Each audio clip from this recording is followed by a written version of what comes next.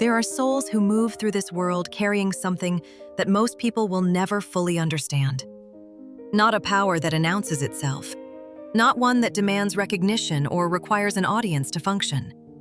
It operates quietly, beneath the surface of ordinary interaction, in the way a room shifts when they enter it, in the way truth seems to surface in their presence, in the way that those who have chosen to oppose them often find, in time, that something far larger than the conflict itself has been set in motion. These are the chosen ones. They are not perfect. They have known grief, betrayal, and seasons of profound difficulty. They have been underestimated, dismissed, and pushed to the margins of spaces they were always meant to lead. And yet, something in them persists. Something in them rises. Something in them cannot be permanently extinguished by anything the world directs at it. What most people fail to consider before choosing to cross, betray, or work against a chosen one is this. What they are engaging with is not simply a person. It is a purpose. It is a soul aligned with something that operates according to laws deeper than human strategy can fully navigate. And those laws, when set in motion, tend to move with a precision and a patience that produces consequences no one who initiated them fully anticipated. This message is not about anger or vengeance. It is about understanding, about recognizing the nature of spiritual authority, what it is, how it operates, and why those who come against it so often find themselves contending with far more than they bargained for. Before we continue, take a slow breath. If this arrived at a moment when your spirit needed the reminder that what you carry is real and protected, receive that reminder now. Subscribe to this channel if you are walking a path of spiritual depth and intentional truth. And if this found you at exactly the right moment, leave 1111 in the comments as your quiet declaration of alignment. Now let us walk through 9 reasons why the spiritual authority of a chosen one cannot be overcome, and why those who choose opposition so often find themselves undone by it. 1. Their response is aligned with something greater than personal offense. When a chosen one is genuinely wronged, what arises in them is not simply personal anger. It is something that carries a different quality entirely. A response rooted not in wounded ego, but in a deep sense of what is true, what is just, and what the situation actually requires. Most human conflict is driven by the need to win, to be validated, to restore a sense of personal dignity that was threatened. The energy behind it is reactive, self-focused, and often disproportionate to the actual harm done. The chosen one operates differently. When they respond to betrayal or injustice, it is from a place of alignment, with truth, with genuine consequence, with the natural order of things. There is no performance in it, no need to be seen as powerful, no desire to devastate for the sake of it. Simply a movement toward what is real and what is right. And this quality, this alignment between their response and something deeper than personal interest, is precisely what makes it so difficult to oppose. Those on the receiving end of it often sense that they are not simply dealing with one person's reaction. They are dealing with a correction that the situation itself was always going to produce. And corrections of that nature cannot be argued with, deflected, or outweighed indefinitely. 2. Their presence brings hidden things into the open. There is something about the energy a chosen one carries that makes sustained deception profoundly uncomfortable. They are not necessarily looking for what is hidden. They are not running investigations or deliberately trying to expose anyone. But their frequency, the quality of their presence, the clarity they carry in how they see and engage with the world, creates an environment in which what is false begins to feel increasingly difficult to maintain. Those who have built their position on distortion, on carefully managed appearances, on versions of events that serve their own interests rather than the truth, find that proximity to a chosen one introduces a kind of pressure. The mask becomes heavier. The inconsistencies become harder to manage. The things that were carefully kept beneath the surface begin to stir. This does not always happen dramatically. Sometimes it is gradual, a slow unraveling of the carefully constructed narrative as truth, patient and persistent, finds its way through. But it happens, and when it does, the exposure that follows is not the chosen one's doing in any direct sense. It is simply what occurs when genuine light encounters what could only survive in its absence. For those who depended on the darkness to sustain them, this is among the most difficult things to face. Because once something is genuinely seen, it cannot be unseen. The truth, once surfaced, does not quietly return to where it was kept. 3. Their withdrawal carries a weight that words never could. One of the most quietly powerful expressions of a chosen one's authority is what happens when they simply step back. Not with drama, not with declarations or final speeches designed to land with maximum impact. Simply a withdrawal. A quieting of their presence, their energy, their engagement. A choice to redirect what they carry towards spaces that are more aligned with where they are going. Those who are on the receiving end of the chosen one's attention, warmth, and investment often do not fully understand what they had until it is no longer there. The dynamic that seemed ordinary in its presence becomes unmistakably significant in its absence.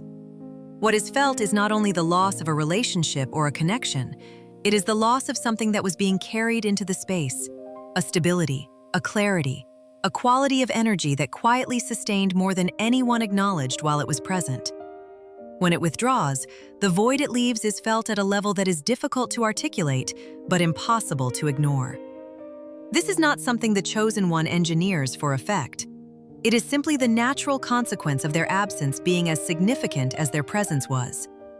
And for those who took that presence for granted, who assumed it was available indefinitely regardless of how it was treated, that realization arrives with a weight that no argument, no confrontation, no spoken word could have produced. 4. Their perception reaches what others cannot access. A chosen one's understanding of the people and situations around them operates at a depth that goes beyond what is visible on the surface. They notice what most people do not: the subtle inconsistency, the slight shift in tone, the pattern that only becomes apparent when enough individual moments are observed together. This is not suspicion, it is attunement. A quality of perception developed through years of paying close attention to what is real beneath what is presented. When this perception is brought to bear in a moment of genuine conflict, when the chosen one responds not just to what was done, but to the deeper intention beneath it, to the unspoken fear or wound or agenda that produced the behavior, it creates an experience that most people are entirely unprepared for. Because it is one thing to be confronted about your actions, it is another to be seen, fully, accurately, without flattery or cruelty, in the place beneath the actions.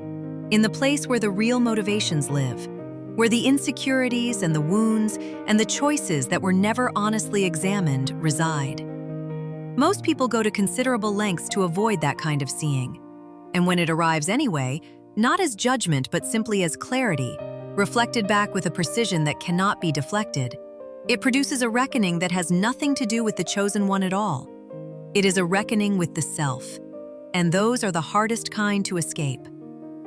5. Their authority moves in its own timing. A chosen one does not always respond immediately, and the absence of an immediate response is sometimes mistaken for the absence of any response at all. This is one of the most significant misreadings those who oppose chosen ones tend to make.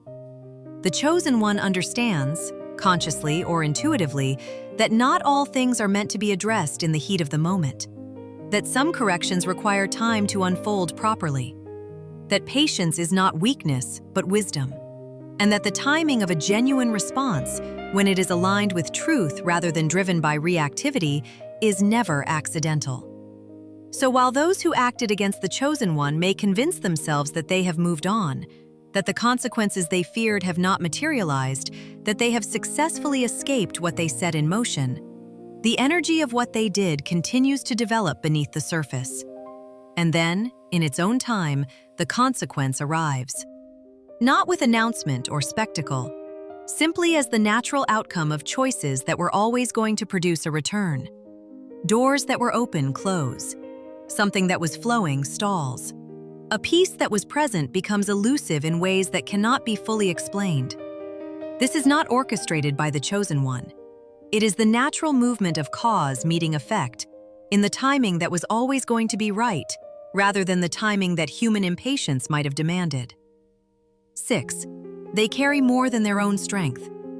A chosen one does not arrive at their authority alone. They carry with them the accumulated wisdom, the prayers, the sacrifices, and the spiritual investment of those who came before them. The generations that shaped who they are. The lineage of people who endured their own difficult seasons and left behind something that persists. In the chosen one's resilience, in their depth, in the quality of their character that difficulty keeps revealing rather than diminishing. When someone moves against a chosen one, they are not simply engaging with one person's strength. They are pressing against something that has been built over time, layer upon layer of survival, of growth, of faith carried forward through circumstances that should have extinguished it but did not. This is why the opposition so often feels, to those engaged in it, like it should have worked and somehow did not. Like the calculations were correct, but the outcome was wrong. Because the calculation only accounted for what was visible. It did not account for the depth of what was invisible, the roots that go further down than anyone standing at the surface could measure. That depth cannot be accessed by opposition. It can only be deepened by it. 7. What was sent to diminish them accelerates their growth. Perhaps the most counterintuitive truth about the chosen one's authority is this: what is directed at them with the intention of causing damage tends, over time, to produce the opposite of its intended effect. This is not because they are immune to pain. They feel it fully. Betrayal lands. Injustice costs them something real. The seasons of opposition are genuinely difficult. Not performed difficulty, but actual, substantial, costly difficulty. But the chosen one has a relationship with difficulty that transforms it rather than simply enduring it. Every painful experience becomes material. Every wound eventually becomes wisdom. Every season of being pressed down eventually produces a depth and a rootedness that the same season of ease could never have generated. So those who intended to break the chosen one, who invested energy in their diminishment, who celebrated what looked like their lowest point, find themselves watching something they did not expect. The chosen one emerging from that low point more grounded than before, more clear, more aligned with what they were always meant to carry. The opposition, in trying to dismantle what the chosen one carried, ended up forging it. And that forging is irreversible. The version of the chosen one that emerges from genuine adversity cannot be undone back to what they were before. They have been made, by that very adversity, into something more capable of fulfilling what they are here to do. 8. The natural law of return is always in motion. A chosen one does not need to pursue justice. They do not need to calculate consequences or ensure that what was done to them is repaid. They understand something about the nature of things that makes that unnecessary. Everything that is extended into the world finds its way back. Not always immediately, not always through an obvious or traceable path, but consistently and with a precision that reflects the original intention of what was sent. This is not a spiritual belief that requires faith to accept. It is an observable pattern, one that anyone who has paid attention to the arc of their own experience or the experience of those around them over sufficient time has encountered. Actions have returns. Intentions have consequences. The energy of what we do to others does not simply dissipate. It circulates. It develops. And eventually, it arrives back at its origin. For those who acted against a chosen one, who directed betrayal, deception, or deliberate harm towards someone carrying a genuine calling, the return of that energy tends to carry a particular weight, because what was sent against something aligned with truth. And truth, over time, tends to restore balance with a consistency that operates independently of whether anyone is watching. The chosen one does not need to be the instrument of that restoration.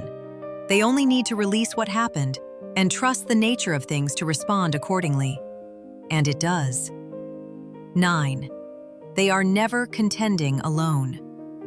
The final and perhaps most important truth about the authority of a chosen one is this: whatever they face, they do not face it as a single, isolated individual against whatever has been brought against them. They walk with something. A presence that is not always visible, but is consistently felt. In the moments of unexpected clarity, in the resources that arrive when they were most needed, in the sense of being held through seasons when nothing in the external circumstances justified any expectation of being held. Call it what resonates with you: divine accompaniment, spiritual covering, the faithful presence of something that committed to them before they were fully formed and has not broken that commitment through any season since. Whatever name you give it, the reality is the same.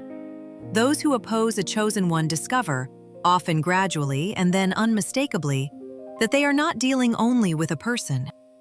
They are dealing with everything that accompanies that person, the depth of what they carry, the alignment of their path with something greater than themselves, the persistent movement of truth in their direction, even when all the visible circumstances seemed to indicate otherwise.